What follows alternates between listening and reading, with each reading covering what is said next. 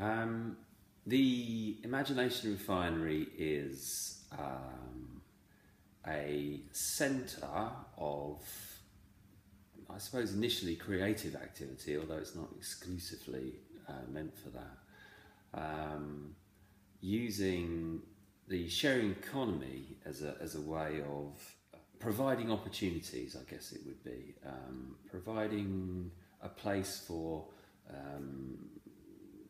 self-employed, freelancers, small businesses to get themselves up and running in a way that is, just makes that whole process doable to them. And the sharing economy, or a kind of sharing economy model, is what we're doing, is what we're using to allow that to happen. And this comes off the back of the way that we have procured this particular space. And this project was called Mind the Gap, and basically we, 3 or 4 years ago, we found ourselves in a situation where we decided that we could do with a studio space. Up to the previous decade, we'd been like gypsies, we being an arts collective.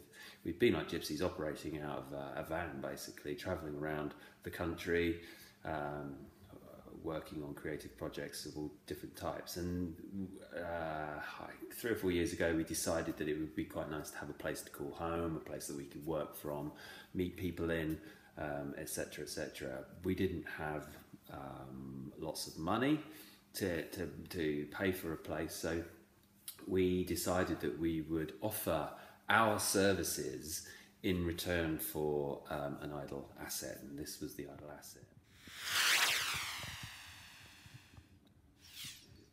No, the Imagination Refinery doesn't target a particular sector at all. It certainly it has started with the creative cultural sector, and I think that it will continue to be that way, in the sense that the creativity and the cultural kind of businesses will be at the heart of this thing. But it's not specifically aimed at those kinds of individuals or businesses. In fact, what we have seen in this site is that it started with a group of artists, but other businesses have come. So we've got environmental consultants next door, etc. And but what has happened is that creativity has flavoured this site, and we can see how that can happen on a much bigger scale, so that you kind of, yes, it will become a kind of cultural quarter, but only if doors are open amongst the organisations and individuals that are in that space.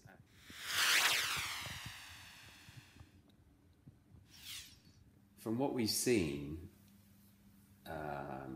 instigating creative projects with any group, with any kind of community, and we've worked with quite a few different communities over the years, from sort of prison communities to high-end companies like PricewaterhouseCoopers, to housing, social housing estates, schools, and all sorts. And what we found is that when you introduce a creative endeavour to those environments, it has an extraordinary effect on people. For us, imagination is the birthplace of creativity, and creativity is a mindset that that can expand people's horizons.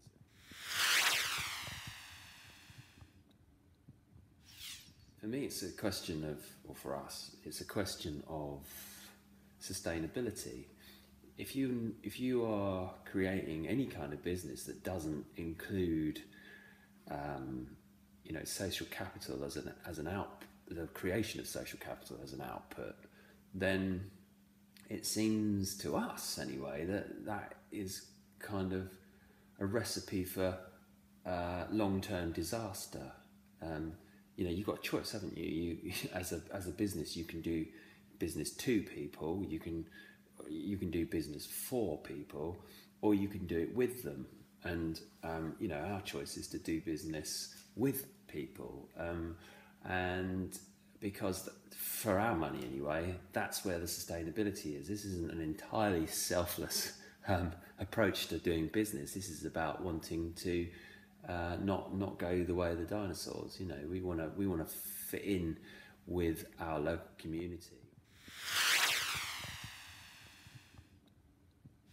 Unless you are prepared to collaborate, then you're probably not going to move forward, you know, as quickly and as impressively as you might otherwise. We're kind of at the sharp end of collaboration. As a group of artists and creative practitioners, we are a collaboration right there. But beyond that, we're collaborating with ecologists and scientists. One such project is a project called Shelving the Coast, which has been going now for about a couple of years. And by collaborating, academics with artists, etc., we've been able to make some serious inroads to the problems, to a potential problem caused by climate change, and specifically coastal squeeze. But this is our approach to that was an artistic, or at least our approach to solving a particular problem has been an artistic one, and the interventions that we've made out in the public realm on coastal defences are working, and that's happened as a result of collaboration, of mixed discipline. So we are right up for that.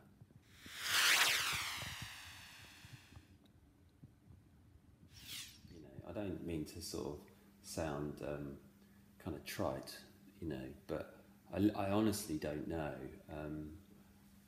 and I'm quite sort of happy about that, because Sir Ken Robinson defines creativity as the process of having new ideas that have value, and I'd certainly agree with that, but I would add to that the sort of creative process often involves the letting go of your original idea and kind of being open to the persuasion of going in another direction, either from your own mind or indeed somebody else's.